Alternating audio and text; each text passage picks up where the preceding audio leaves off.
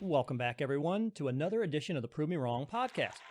Once again, and as always, I am your host, Pete Lieb, and it's a paranormal week this week. You know, I love the paranormal weeks. And we're going to go old school ghost story tonight with my guest, Joni Mayhan. And we're going to talk about some of her experiences in paranormal investigation and in her work as a sensitive. So, as usual, great show lined up for you. If you search the darkest, scariest places on Earth, that's where you'll find Joni Mayhan. She's a seasoned paranormal investigator and the author of 20 paranormal books, including the bestsellers Paranormal True Story, Haunted Hanover, The Deanna Simpson Story, Ghost Magnet, Bones in the Basement, Surviving the S.K. Pierce Haunted Victorian Mansion, and Signs of Spirits When Loved Ones Visit. She also operates a haunted New Harmony ghost walks and investigations in the town of New Harmony, Indiana, where she currently resides. Her intrigue regarding the unknown frequently leads her into dangerous situations, ones others often leave untouched, and she has attended over 300 paranormal investigations, included many haunted hotspots such as Waverly Hills Sanatorium, Rolling Hills Sanatorium, Gettysburg, and the Lizzie Borden House. You can find more about Joni on her website, jonimayhan.com, and you can find her books as well on amazon.com. So with that, welcome, Joni, to the Prove Me Wrong podcast. Thank you for having me. It's exciting. Absolutely. I'm excited. So, Joni, let me start this way. What scared you as a child that got you involved in paranormal research? Everybody has an experience as a child, and that kind of spurs them. What was yours? Well, I'm a sensitive, so Okay. I've been feeling ghosts since I was as early as 6 years old. I can remember going to bed, and as soon as my mother turned the light out, I'd start seeing shadows moving. And I'm clairaudient, so I hear a tone similar to ear ringing, and I've been hearing that since I was little. And it always came with the sense that somebody was watching me or somebody was behind me. So I was afraid of the dark at a very young age and always insisted on sleeping with a nightlight. And it was really, I think when I had my first real true paranormal experience when I was about 8 years old. I was having a repetitive nightmare. I was having it every night for almost a week. And in the nightmare, I was running from someone like a dark, almost like a hat man, like a shadow man. He was chasing me. And he chased me up to an old barn. And in front of the barn, it had like a chairlift, almost like you take it to go skiing or something, except for it wasn't snowing. And he was whispering in my ear. I thought I was going to get away from him, but he was right there with me. And he was saying, if you don't join us, I'll take your whole family. I'm going to start with your little sister, and then I'll take your mother, and then I'll take your father. And then I woke up, and in the doorway of my bedroom was that shadow man. And he started walking towards my bed, and I was terrified. It wasn't sleep paralysis because I couldn't move. I just couldn't scream. I was so scared. And finally, he got to the side of my bed, and that's when I really screamed. And my mother came in to see what was wrong with me, and he disappeared as soon as she hit the hallway lights. So that was really my first encounter. So did you say that was a recurring dream, or was that just the most impactful one? It was a recurring dream. I was having it like every night for at least a week. So it was terrifying. And I wasn't really sure in my dream, I knew what he wanted. He wanted me to basically be dead and be with, the spirits. Right. And I didn't want to do that. Obviously, I was running from him. So it was really scary. I can still remember it.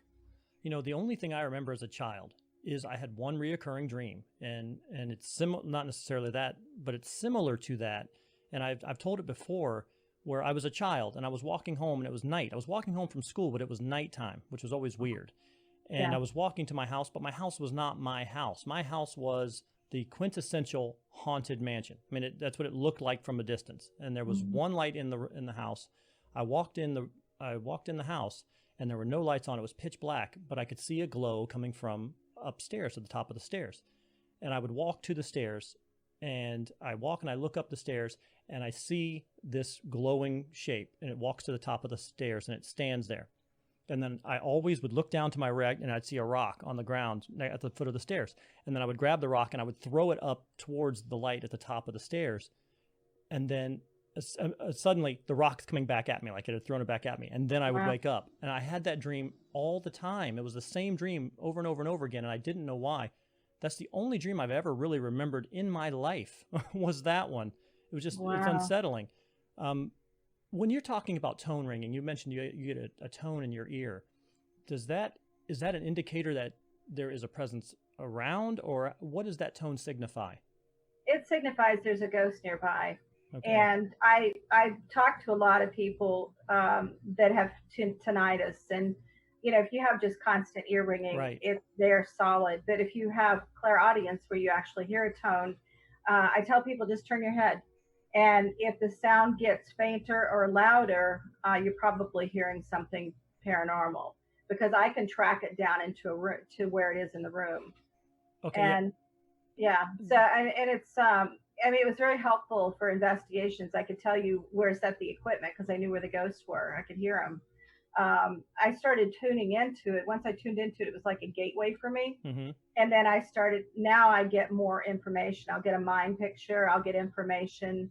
I'm often asked to do walkthroughs at people's houses. They think they might have something there they want to know. And I'll walk through, and I can, most of the time it's nothing.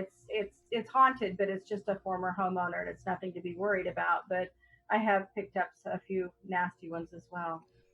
So you don't hear them; they're not talking with that No. tone. That's just like a location device.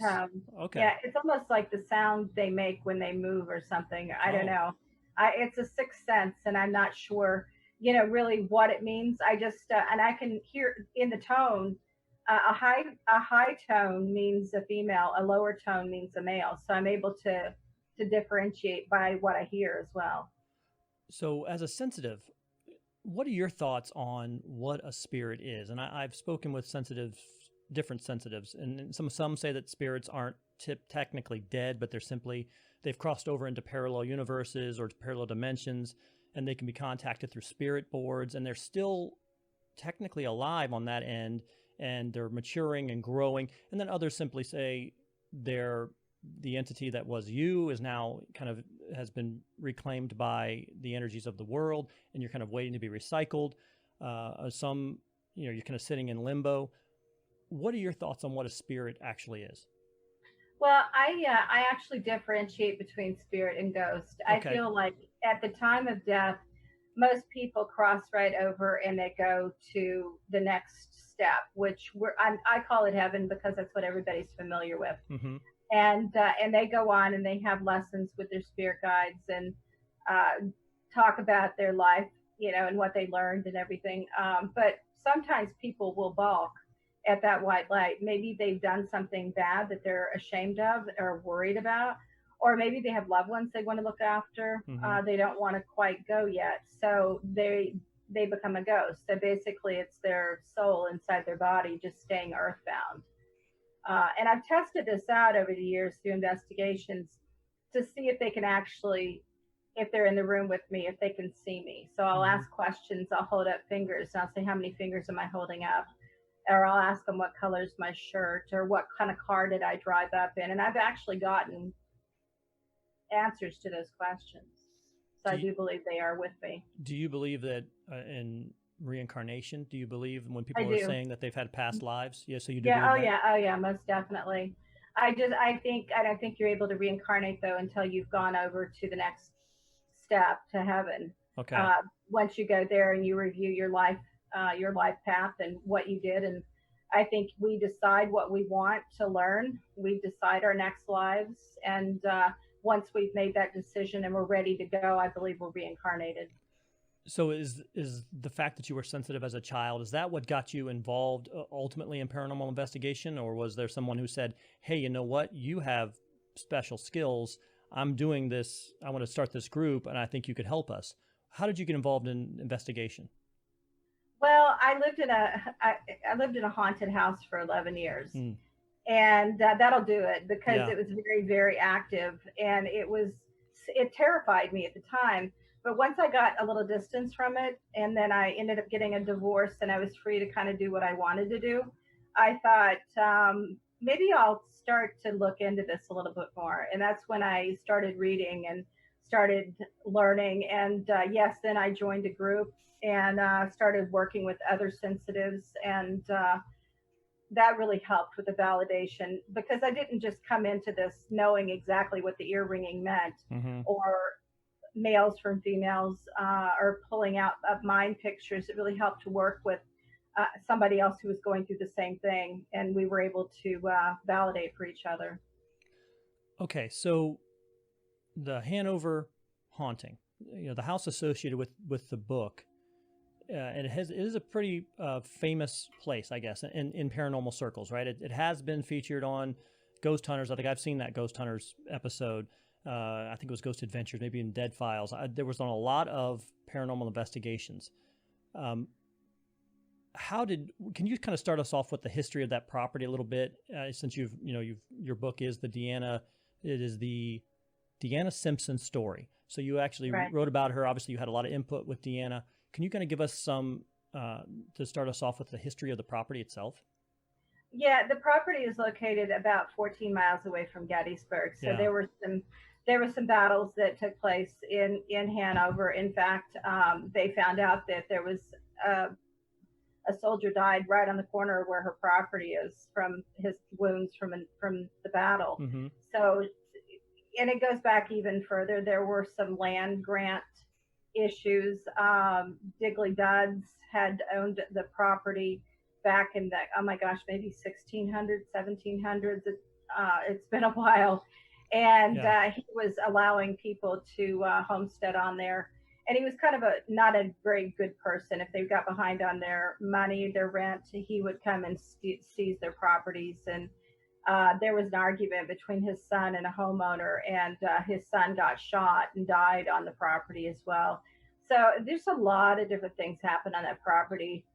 And I feel like the land just became saturated with that energy and kind of absorbed it. So it made it prime for a haunting. Yeah, I'm a big believer in, it's not the structure, it's the land. And so I know a lot of people will say, well, the house is haunted and we'll just tear it down. Well, whatever's there is there. The house isn't, they're not haunting the house, they're haunting the land.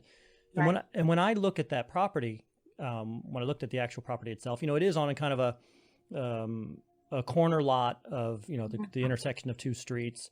It is a modest size house. It is not the typical, again, the haunted mansion that you see on television constantly, where you see it and that place is haunted. You know it immediately. It's a modest looking house, fits in completely with the neighborhood. Are there any reports from the other properties that are adjoining it? Anything else in terms of like? You would think that there would be, and she wasn't. Nobody really wanted to talk about it. I think she did try to talk to people, and nobody would really discuss it. The people in Hanover kind of looked at her as an outsider because she wasn't raised there, and maybe they started seeing the paranormal shows and thought she was seeking publicity, and so they didn't necessarily want to help her. Right. Yeah, she didn't really learn anything, but I can imagine that they must have been.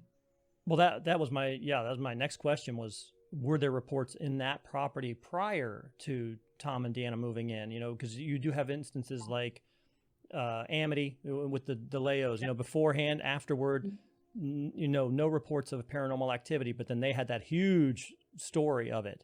Or even the I think that Conjuring house, there was a long period of time after they moved out where the people who lived there said, we don't see anything, we don't feel anything.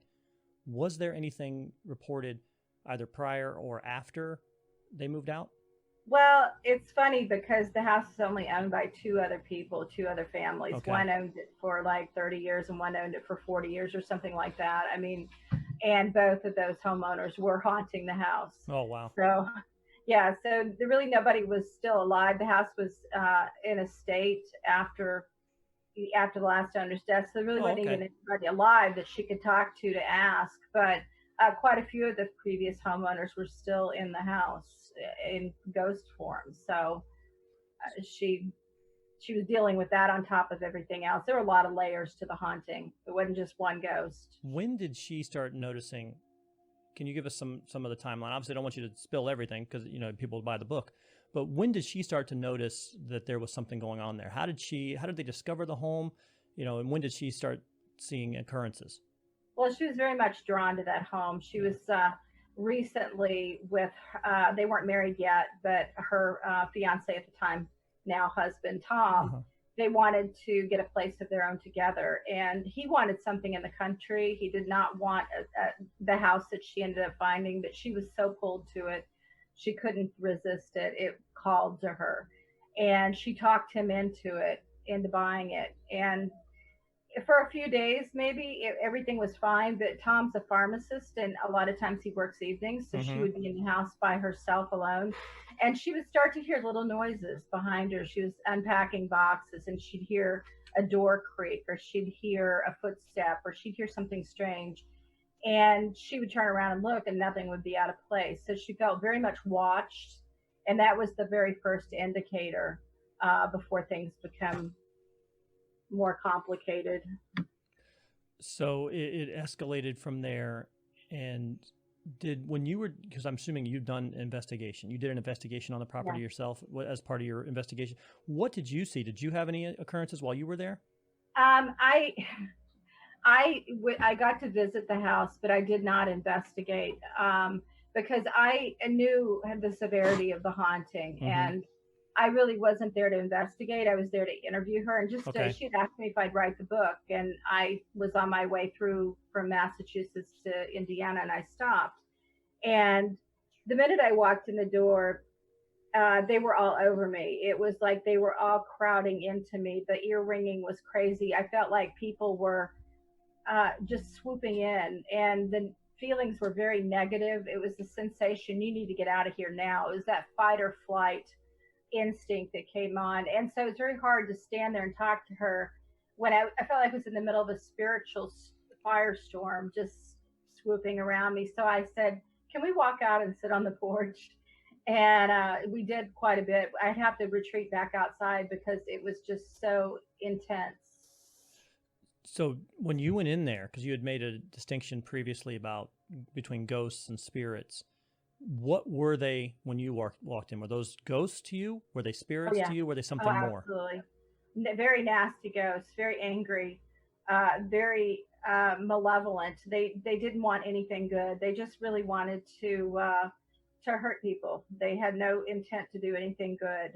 Just nasty people in life and nasty people in death. So they just wanted the house to themselves? Is that the impression you got? They just didn't want new owners? Well, I think, there was one ghost that was pretty much in charge. There's always one that's the ringleader, the strongest one. And the strongest one wanted Deanna dead so that he could keep her to himself. Oh boy. So it was almost an incubus kind of situation where he wanted her as his bride. Okay, so he had a physical, well, not necessarily physical, but he had an attraction to her and wanted to own that. Okay. Well, he even told John Zappas on the equipment, I've waited 1,000 years for her, or million years for her. I've waited 1,000,000 years for her. She will be mine.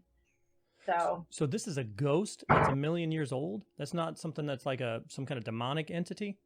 No, I think he was just saying that. He was just saying for impact. Okay. Yeah, I really don't think he was that old. In the conclusion of the book, we're pretty sure we know actually who it was. And he was not 1,000,000 years old. Sometimes I think they say that so that you think they are demonic. Well, is it maybe a situation, do you think that people still retain the same level of consciousness after they cross over? Or do you think that they are 80% there, but then there's still kind of some brain fog? Maybe they don't know where they are or how long they've been there? Yeah, I think so. I think there's definitely some confusion because they don't always answer our questions straight out like we would like them to. So I definitely think there's always some kind of brain fog or damage. They don't have actual brains anymore. So yeah, exactly. It's hard to process information. So you said Tom was gone, being a pharmacist. What was his reaction when Deanna would start telling him about things that she had seen? I would be typically very skeptical initially. What was his response? Yeah, exactly that. He was very skeptical, and it started driving a wedge between them, especially as things got more physical. One day she was in the living room painting, and something pushed her, like hands in the middle of her back, and pushed her, and she actually fell down. And his reaction was, you must have tripped over the carpeting and just not seen it. So he always had some kind of explanation for what was going on with her. And some of the times his explanations were more far reaching than the truth, which was the haunting, but he didn't want to believe.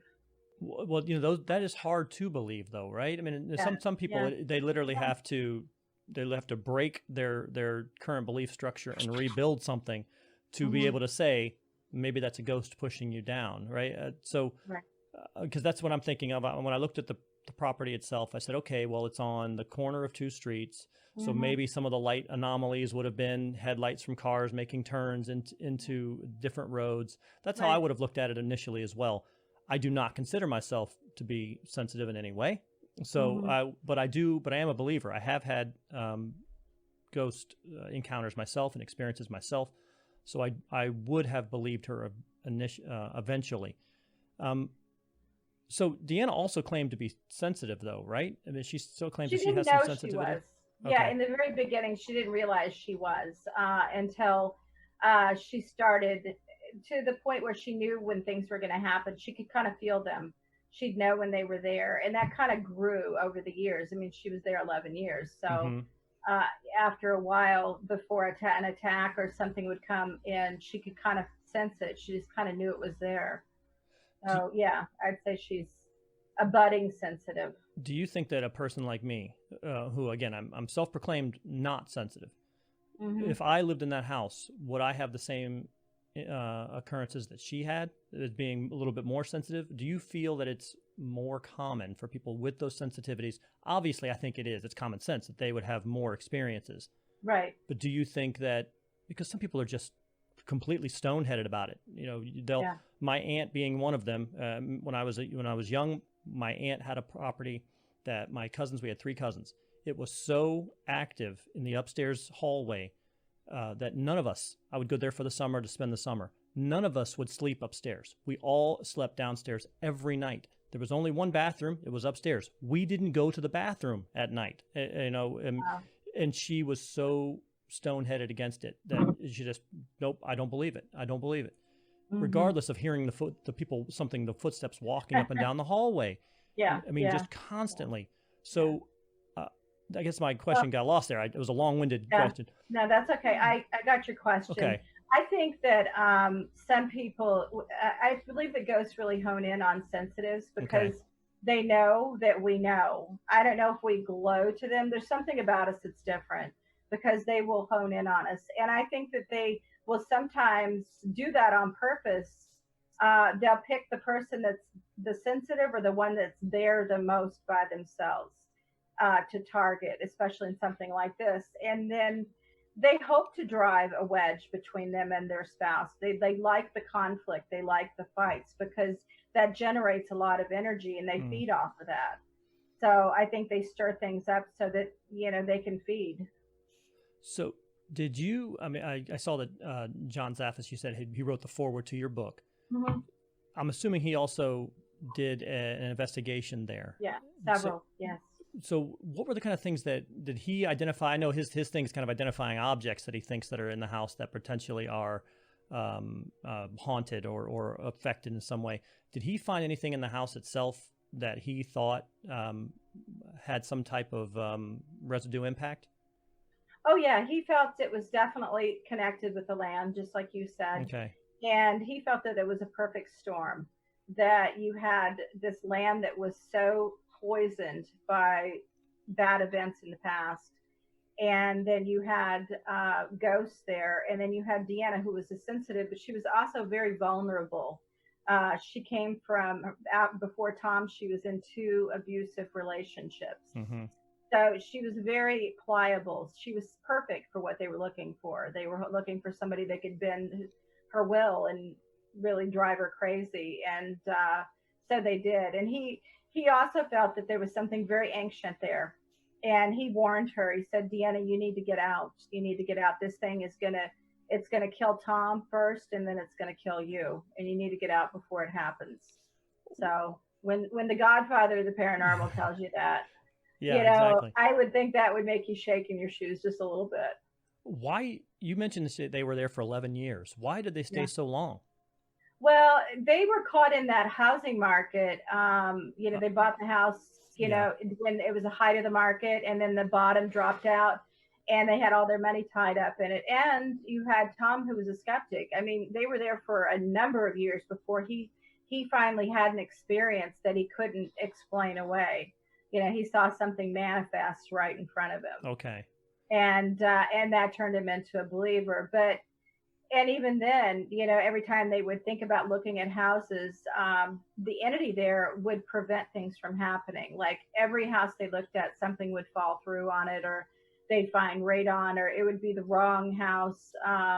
The bottom would drop out of the deal, or, you know, just, or somebody would get really sick. Like one time, Tom got unexplainably sick with really high iron content in his body when they started looking for houses. Another time they were looking, her father died. So she got to the point where she was really afraid, you know, if the third time we go look for houses, what's going to happen? Somebody else going to die, or am I going to die? Or right.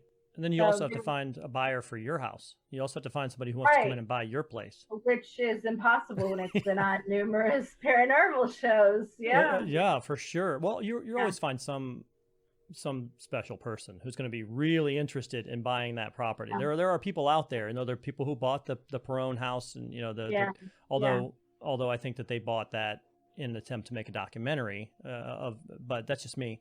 But there's always going to be somebody who says, wow, I'm super excited about this. I'm going to take that property. But yeah, if the house is trying to actively prevent you from doing that. Right. It didn't want her to leave because it wanted to keep her for itself. So anything she's going to do, it's going to block. So how did they eventually succeed? How did they eventually get out of there after 11 years? It's kind of funny because I had a part in that. So I'm actually in this book because I didn't intend to be, but when I met Deanna, she is the sweetest person that you ever meet. She's from Louisville, Kentucky. She has that Southern charm, and she's just and she really is good all the way through. It's not an act, that's her.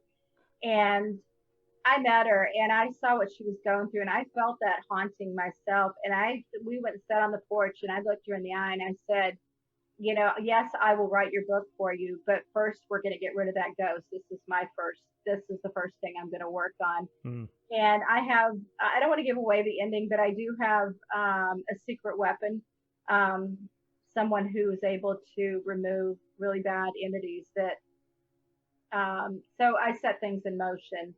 And it wasn't until the house was cleansed, until she was able to break free and leave. And that's when, you know, when that happened, everything fell into place for her, except for selling the house. Yeah. Were they eventually able to sell the house, or they still own the house? They still own the house, and they rented it out to friends of theirs that are actually in the book, and they lived several blocks down, and they would help Deanna out here and there. And they didn't want to rent it because it was haunted. They wanted to rent it because it was right where they wanted to be, and it was a bigger house than what they had. And you know, I think she gave them a pretty sweet deal on the rent. And at that time, they hadn't had any experiences, so they didn't, you know, maybe didn't believe it. That happens too. They're investigators. You know, they do some investigating, so they're not afraid of it. They go to Gettysburg and investigate a lot, so they weren't worried about what's going to happen. And and then again, also the house was cleansed, so we got rid of the really, really nasty ones that were, you know, pushing Deanna down the stairs and pinning her to her bed and all that. So they didn't have to worry about that. Do you think that property may have been situated on some type of portal? I mean, you're talking about really, really old entities, really, really old ghosts, not things that would have found their way there under normal circumstances. So you think that might have been, and then secondarily, maybe, do you think that on places like that, like, you know, the Civil War, Gettysburg, you know, the places with that kind of trauma, that kind of anger, that kind of pain, do they lend themselves more? Do they become magnets for paranormal activity? Oh, I definitely think so. Yes, definitely. It's like attracts like, and if there's been some really tragedy there, negative energy is going to swoop in. And yes, there's definitely a portal there. And portals are really one of those things. We don't know any of this stuff. We're guessing based on our experiences. But there was a boy who was shot in the basement, and of that house? Of that house. Oh. Yeah, back during the second owners. And he died. And he was also very, he was burning cats alive in a burn barrel out in the alley. And so he definitely was a troubled child. And there was some backstory with the shooting. They think maybe his uncle might have shot him. But anyways, I think that might have opened up a portal right there in the basement, because in the one area of the basement and then also straight above it in Tom's office, those two areas where you couldn't stand, you felt off balance in there. And that's how I always feel when there's a portal. I can't stand, like I feel like I'm being pulled to the ground and dizzy. And that's exactly how I felt in both those locations. So. Well, let me ask you this, because you've got my brain going. So you're talking about the boy, and did the boy live in the house? So had he exhibited that kind of behavior prior to living there? Had he always lived there? Because I'm just asking about, we're talking negative energy, negative forces, right? And sometimes you'll hear that that constant negative oppressive energy will change who you are, and it'll start to take over what your actions are. Any thought to maybe that he was burning cats out there because of the effects on him? Directed, maybe. All I know about him was that he was the product of an affair, and that the husband had with someone else, and the woman raised the child until he was about 13 or 14, and I guess he was out of control and she couldn't handle him anymore, so she dumped him off on the doorstep of the father. So the father and his wife had to basically raise this child who was already out of control. So I think he had some issues, but I'm not saying that the paranormal aspect there didn't drive them over the edge.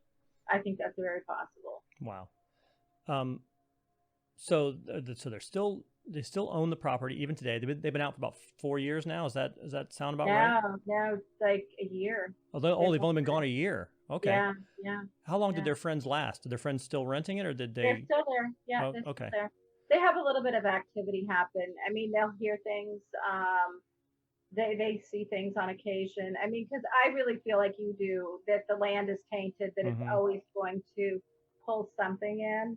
And also with the portal there, I mean, we did attempt to close the portal, but I don't think you can ever really close a portal once it's open.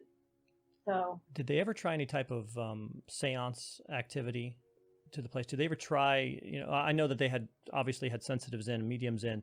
Was there ever any type of organized seance to try to connect with who was there? Deanna didn't talk about it. I don't think so. I think everybody that came in were primarily paranormal investigators. Okay. There were mediums, but I don't think they had a formal seance. Okay. I think that probably would have I know Deanna would not let anybody bring a Ouija board into the house. So. I'm terrified of them personally. Yeah. I don't know a lot of people. What's funny thing is I had a conversation with a woman who does that professionally, and I did that as kind of a way for me to get over those fears, because I've always had that fear. I've never wanted to use them. My wife and daughter have always said, "Hey, let's do no. Why? Why would you purposefully open something that could be negative to you?" Yeah. And it seems like every other person outside of this woman who I had the conversation with only has negatives to say about the Ouija board, and it's amazing to me that Hasbro or whoever it is that makes them now, they're making 50,000 portals to hell every day, right? Every day. Let's just mass produce them. And, 8 years old. Yeah, that's old enough. Sure. Old enough to open the portals. Go ahead. That's scary to me. So I wouldn't do it either, quite honestly, but okay. I just wanted to know about that. So, any final thoughts about the Hanover property? Anything else because like I said, I don't want to give it away. I want people to be able to read the book and hear a lot of the experiences. But is there maybe one experience that would really kind of wet the whistle and say, this is just one of many that are? I'll tell you one of my favorite stories. Sure, please.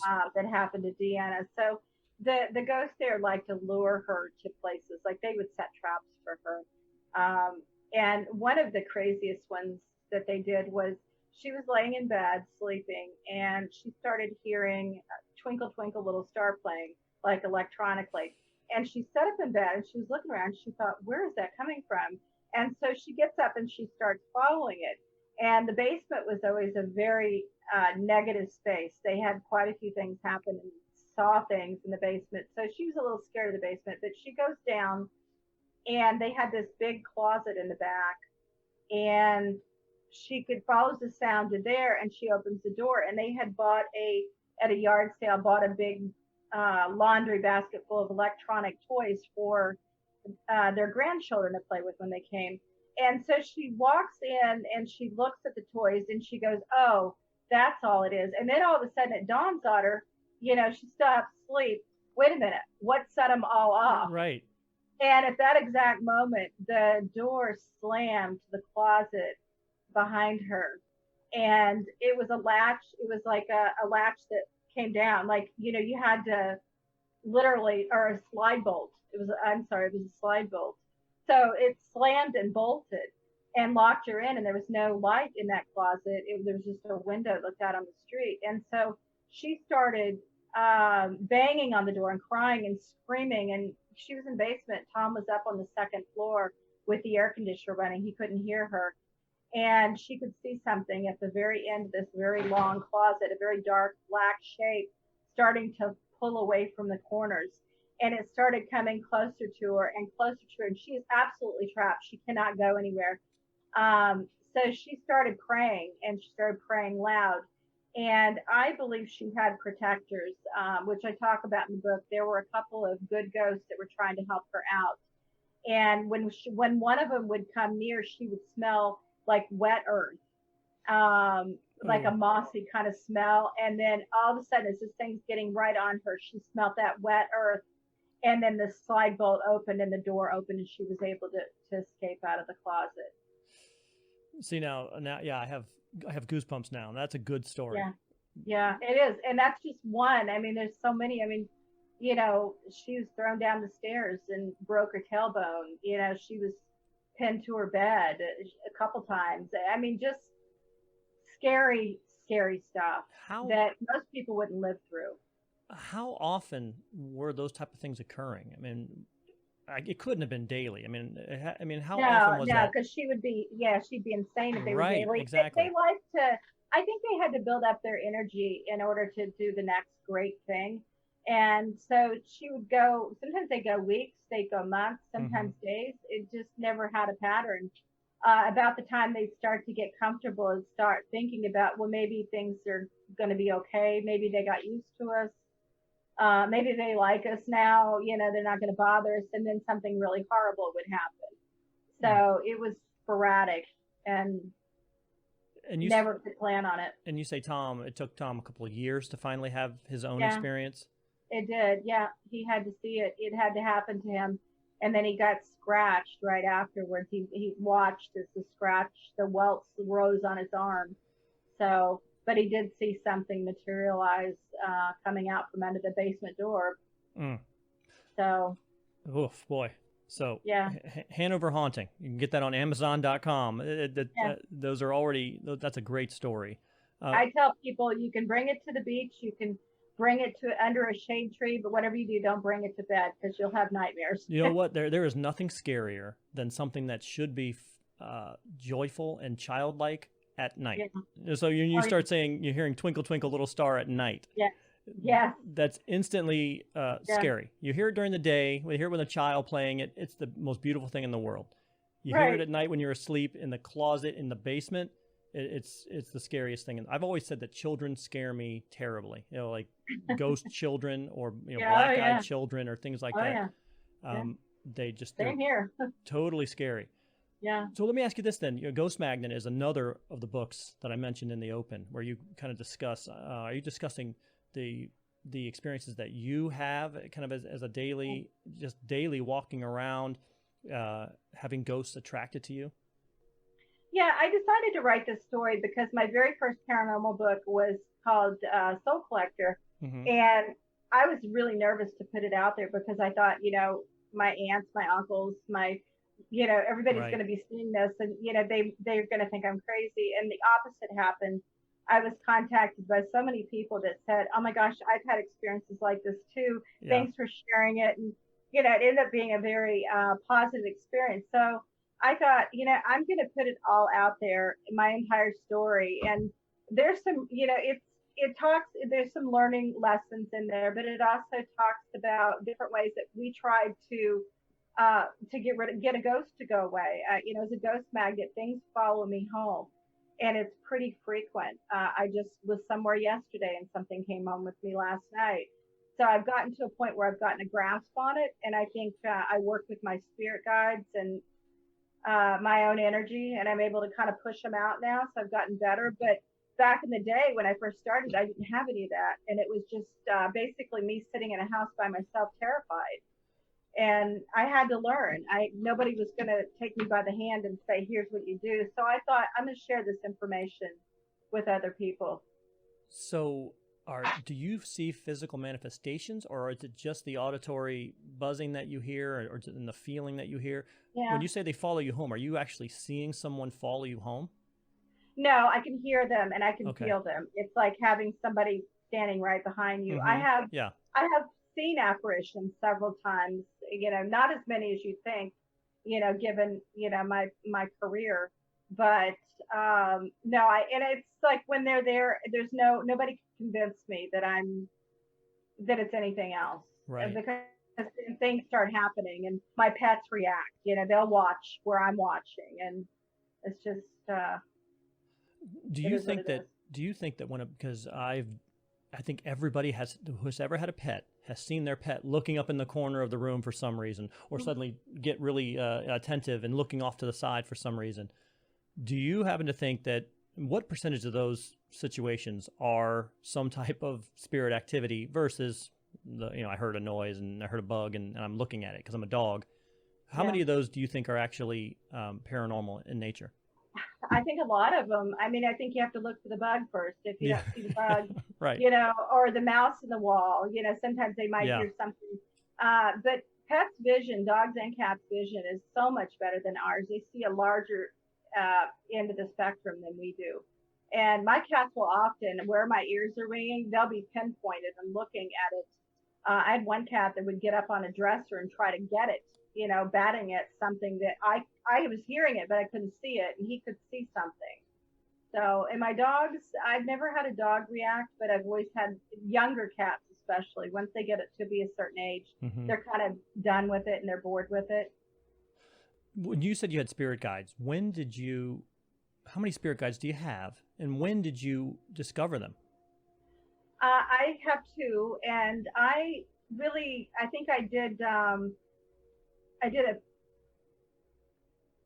session with the psychic medium where they walked me through a guided meditation and helped me discover my spirit guide.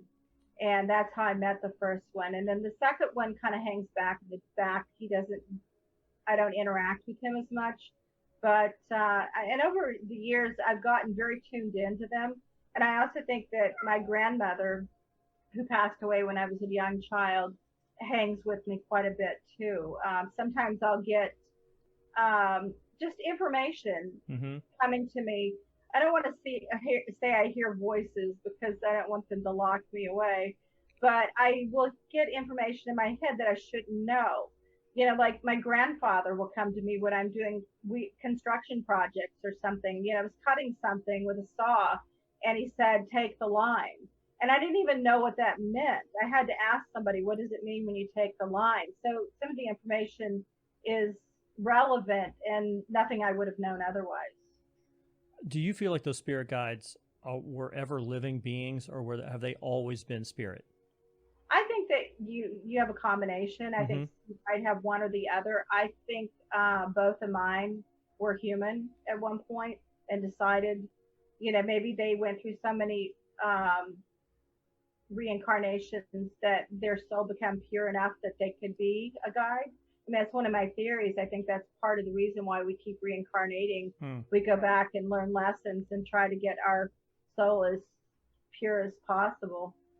Why do you think it is that we see, that also triggered me. Why do you think it is that we forget? If we are reincarnated, and you'll hear a lot of children who have stories about, well, I was this or I was that, or I remember, this person. But as you grow older, you forget that, and it gets locked away, and then typically the only way you find it is through some kind of hypnotherapy, which I'm always skeptical of because you're so suggestive at that point. People can plant anything they want in your brain at that point. Why do you think it is that we don't just remember the fact that I have been alive previously? I've made these mistakes in the past. I'm going to try to, to be better going on in the future.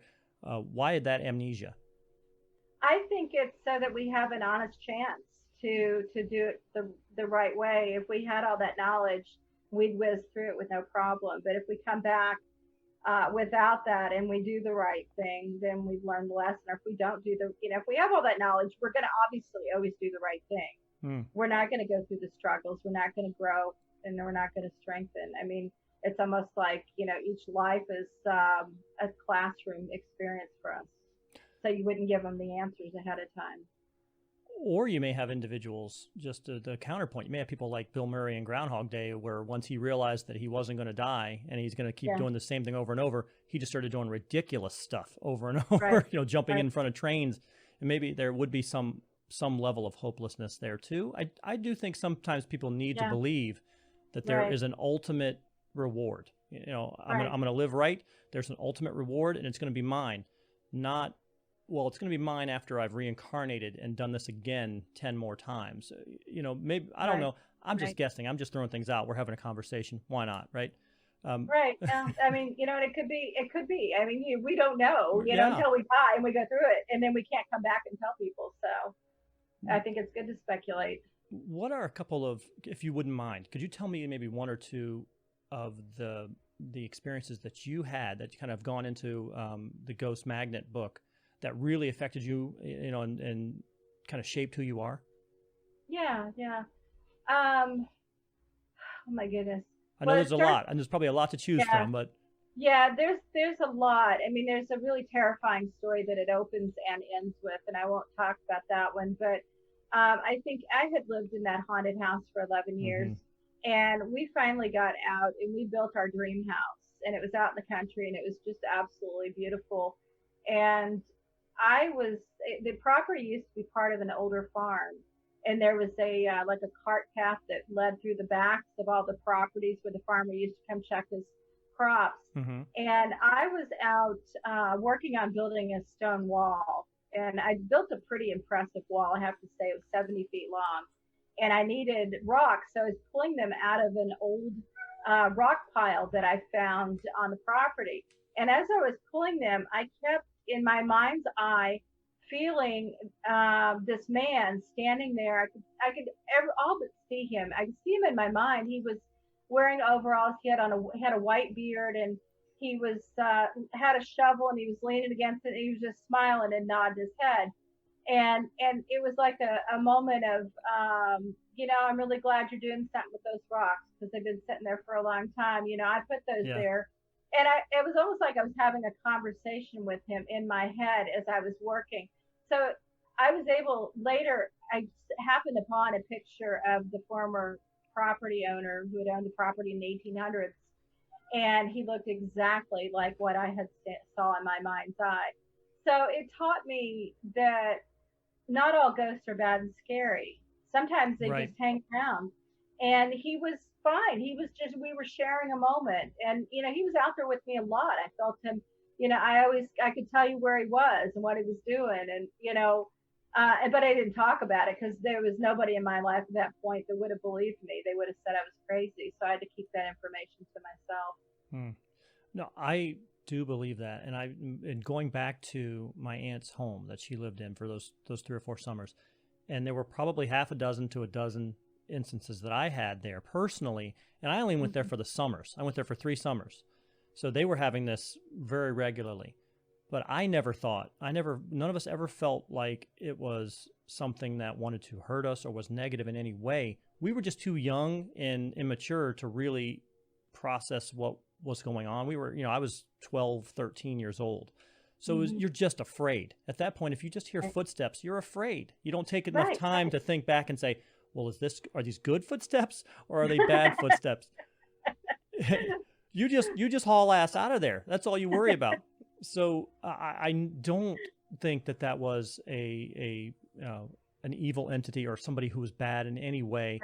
And the funny story, I went, this was when I was 12, 13 years old. I came back. I'm from Columbus, Ohio originally. I lived in Cleveland for a while. I came back and went to college in Columbus again. So this is maybe 10 years later. And my cousin, a different cousin, still lived in the same neighborhood. I went and picked him up. We were out playing basketball in the church basketball court right across the street from my aunt's house. And the new kid who lived there comes out and he starts playing ball with us. He's 14, whatever. My cousin was 14. And then my cousin says, oh, he lives in that house right there. And I said, oh, my aunt used to live in that house. First thing out of his mouth was, that house is haunted. First thing, I didn't push it that way. I didn't, propose that. The first thing was, man, that house is haunted. And I know it is. I was there too. So it hadn't stopped. It kept going. But again, I never thought that it was a bad entity in any way. I just didn't know how to process it. But it's amazing how many people have situations and experiences like that one, or like yours, or even something lesser than that, and it stays with them forever. Those type of experiences, they never shake off. There are a ton of good things. You'll win the scratch off. The 3 lotto scratch off. You'll win a $5,000. You'll forget about that in 2 months. That won't be a life altering experience. You hear footsteps going down the hallway one time that don't have a body attached, and it's a life altering experience. Oh yeah, absolutely. My last question before we go, because we're coming right up on the time here. You also wrote a book called Signs of Spirits When Loved Ones Visit. And my wife has had, within the last 10 years, has had 2 of her grandmothers pass. And in both situations, she is very confident that both of them came to visit her, either at the moment of dying or very soon after dying. What are some signs that you have seen, or that you would suggest are actual evidence that we are being visited by our loved ones? What are we looking for? Is there a story that you can share about that? Yeah, and I go through all the different signs and tell stories that people have shared with me. But I think one of the biggest ones is through dreams, dream visitations. And they're different from just a regular dream. They have a real texture to them. It almost feels more like a memory than a dream. And in it, they might pass on a message or just be there to comfort them.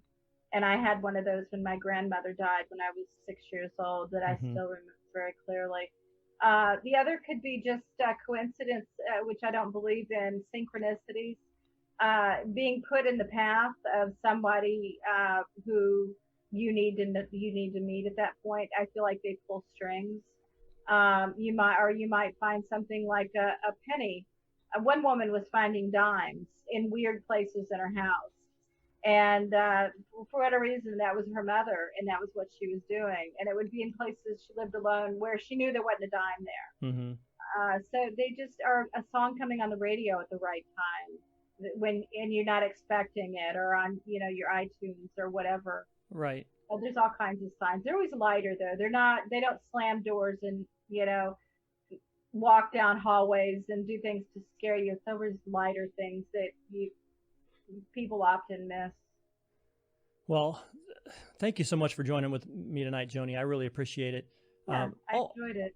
Also, you have you live in New Harmony, Indiana, and you have a paranormal tour that you do in New Harmony as well. Is New Harmony really haunted? I had never obviously heard of that being a hot spot. I know with your abilities, you can definitely tell things that I can't. Oh, there's lots of ghost stories floating around. Yeah, it's a utopian society. Or used to be. It was the site of 2 former utopian societies. There's old, 200-year-old buildings everywhere here. Wow. So things look the same. So they stick around sometimes. So yeah, I do a ghost walk just about every Saturday night. It's a lot of fun. Well, are you able to still do those kind of things even now? Are you still? Yeah. Yeah, ghost walks because they're outdoors. That's great. Distance. So yeah, I've limited them down to fewer people than I used to do, and we just stay away from each other. And it's been fine. I can shout, I can talk, and I usually keep them more than 6 feet. They're usually more like 10 feet apart. So, and nobody's complained yet. Which is different because normally on a ghost walk, the better the ghost walk is, the closer people want to get closer and closer together for safety. I can just take off and start walking though. They have to follow me. They have to catch me first. Well, again, thank you so much. Would you like Yeah. to spend maybe the last few moments, I don't know if you have another book coming up, or plug anything, any new projects that you're working on? Yeah, sure. I'm getting ready. I'm writing right now a book called When Ghosts Are Near, and it's ways people might feel when a ghost is nearby. Like I'm clairaudient, Hmm. and I hear the tones. Some people feel goosebumps, or they feel scalp crawls, or a tightening in their gut, or other people smell things. So I'm going through that and collecting stories from people, and I'm almost finished with it. I'll have it released in September of Awesome. 2020. And then if you're ever happen to be in New Harmony, Indiana, you can go on the New Harmony Paranormal Ghost Tour. Yeah, yeah. Where's New Harmony Southern around? Indiana, very tip of the state. The boot, Wow. shaped like a boot, the very tip. We're down to the very bottom. Um, So, southeast? Is it near where Cincinnati or Dayton or southwest? yeah, it's southeast. Southeast, so So closer I'm to about, Ohio. yeah. I'm like, I'd say probably 4 hours, 5 hours away from 4 hours away from Cincinnati. Oh, okay. So That's how my parents live in Cincinnati. That's how yeah, that's my compass to figure out where I'm going. yeah. So once again, Joni Mayhan, thank you very, very much for joining the program tonight. I really appreciated it. The book, again, is Hanover Haunting, the Deanna Simpson story. We also talked about Ghost Magnet tonight, and Signs of Spirits When Loved Ones Visit. Thank you so much for joining us. I really appreciate it, and hope we can talk to you again when your new book comes out. Absolutely. I'd love to. Thank you. Thanks. Bye. Bye. So, Joni Mayhan, we had a discussion about the Hanover Haunting. I love just having those straight up ghost story discussions. There were a couple there that were kind of scary. Got the feels for sure. Being trapped in a enclosed closet in the basement, and seeing a figure kind of detached from the wall, that is the stuff of nightmares, folks. I would not want that. That to me is an awesome short story, though. I mean, that would be a hell of some horror fiction to do that. That's got to be an incredible struggle between a married couple. And I actually wanted to ask that question, and I forgot. Was what was the ultimate toll that whole scenario took on her and her husband, Deanna and Tom? Did they, obviously it put a strain on their marriage. Were they able to recover that once they were able to move away? Because, those type of things, especially if one person tends to be more targeted than the other, and the other does not have the same level of interaction with the entities and doesn't believe you, there's nothing worse than a lack of belief. When you're seeing something, something's happening to you, but the person you count on the most doesn't believe you. Those are car lights. You're not seeing things moving. Who knows what it is? So I wanted to know kind of how that relationship was undermined by, he just didn't have any experiences for a couple of years. I would recommend, picking that book up, reading it, taking a look at it, even though some of the ghost paranormal shows that have been there and investigated the property. I think, again, Dead Files, Ghost Hunters. I think Ghost Adventures also was there. You can check them out. Take a look and see what there is. It is, again, it's a modest house. It's not a large property, which you typically, when you see a show, when they're talking about that, a haunted house, it's always a haunted mansion. It's always a big property with dozens of rooms, and each room has its own story and its own monster that comes out and tries to kill you. But that's not the way the real world works most of the time. Most of the time it's a very modest 2-bed, 1-bath, split level home in Hanover, Pennsylvania. I don't know if it's 2 beds and 1 bath. But I enjoyed hearing some of those stories. I enjoyed hearing her stories about how she senses ghosts. Because you'll hear a lot of people who say, well, I see them and they walk up and they talk to me and we have meaningful conversations. She's not saying that. She's saying she hears a tone. She hears something and she gets a feeling, and then she can kind of trace it to where it is, and the feeling gets stronger. That seems incredibly believable to me. I know a lot of those type of physical interactions manifest themselves. The world is energy. I believe that spirits are energy. I believe that certain people can pick that energy up and hone in on it and track it down. What do you think? have you had, I'm sure most people who are listening to this podcast right now have had some type of spiritual experience, paranormal experience that you couldn't explain at the time, but has stuck with you forever. Because like I said in the podcast with Joni, you'll never forget those. You'll have one experience when you were a child, when you were 9, where you heard a footstep coming up the stairs or a door closed behind you, and it will stick with you forever. You will have that memory forever. It will change your life. Ghost experiences are one of the few things that do that. It's really weird. You can have a ton of happy things happening to you. You get a speeding ticket all the time. That's a negative thing. It's a terrible thing. You forget it in 20 minutes. But boy, that one instance that happened one time when you were 9, you'll never forget it. It'll shape you. So what was your experience? You can send us a line on the Prove Me Wrong Gmail account. It's provemewrongcast@gmail.com. Send us something. Tell us your story. If it's a good story, I'll read it online. We'll have a new paranormal podcast where we talk about your story. We've done it in the past. I pulled stories from listeners before and talked about it. And then I had, Lauren and Christina on as well. And we talked about their stories. I'll do that for you too. provemewrongcast@gmail.com. You can also send us a line on Facebook or Instagram.